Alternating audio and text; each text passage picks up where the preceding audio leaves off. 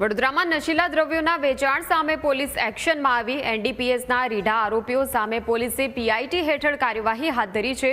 આરોપીઓ જામીન પર છૂટીને ફરીવાર નશીલા દ્રવ્યોનું વેચાણ કરતા હતા।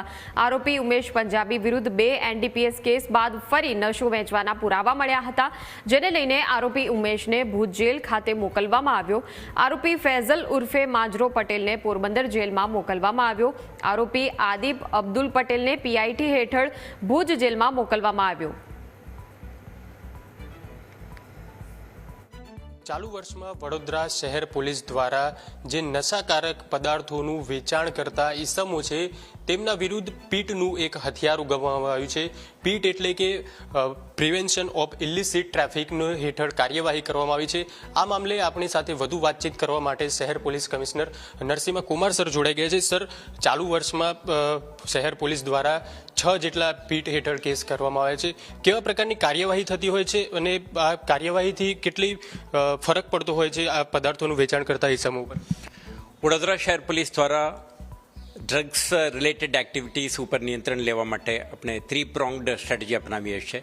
એક તો જે જાણીતા હેબિચ્યુઅલ ઓફેન્ડરો છે એમના વિરુદ્ધમાં પીટ એનડીપીએસ એક્ટ 1988 અંતર્ગત પ્રિવેન્ટિવ ડિટેન્શનના આદેશો બહાર પાડીને એમને આ પ્રવૃત્તિથી બહાર લેવાનો પ્રયાસો આપણે કરતા હોઈએ છીએ।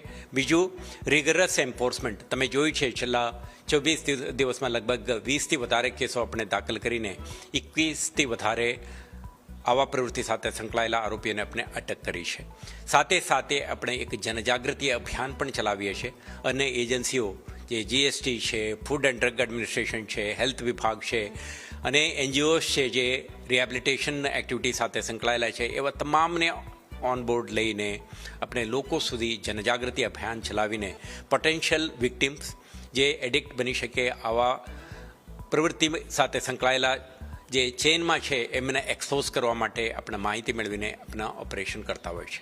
આ વર્ષ 2025 દરમિયાન આપણે પ્રાયોરિટી આપી છે જે જાણીતા ગુનેગારો છે જે વારંવાર ડ્રગના પ્રવૃત્તિ સાથે સંકળાયેલા હોય છે એવા તત્વોને આપણે પ્રિવેન્ટિવ ડિટેન્શનમાં લઈને 1 વર્ષ સુધી રાખવા માટેનું જોગવાઈ છે।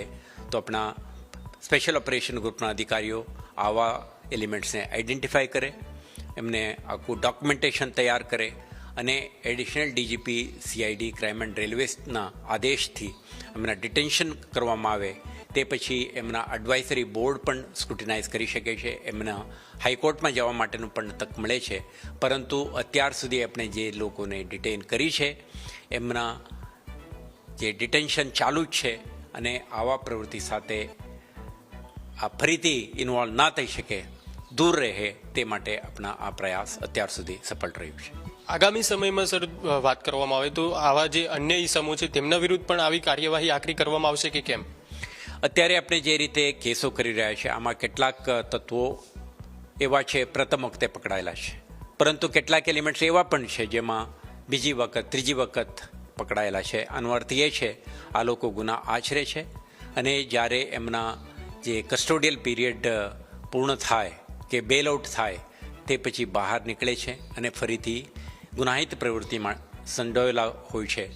તો આવા તત્વોને આપણે આઈડેન્ટિફાઈ કરીને તબક્કાવાર એમના પ્રિવેન્ટિવ ડિટેન્શન જરૂર પડે તેવા કિસ્સામાં અસરકાર પગલાં લેવાની આપણા કાર્યવાહી કરવામાં આવશે। મહત્વનું છે કે ચાલુ વર્ષમાં જે વડોદરા શહેર પોલીસ છે તેમના દ્વારા 6 જેટલા પીટ હેઠળ કેસો કરવામાં આવે છે, જેની અંદર અવારનવાર જે આ પ્રકારના માદક દ્રવ્યો હોય કે પછી નશાકારક પદાર્થો હોય તેમનું સતત વેચાણ કરતા હોય, વારંવાર વેચાણ કરતા હોય તેમના વિરુદ્ધ એક આ પીટનું હથિયાર ઉગામવામાં આવ્યું છે અને વડોદરા શહેર પોલીસને હવે ખાતરી છે કે આગામી સમયમાં આવા તત્વો પર ચોક્કસથી અંકુશ આવશે। કેમેરામેન સચિન પરમાર સાથે દર્શન ચૌધરી, ન્યૂઝ કેપિટલ, વડોદરા।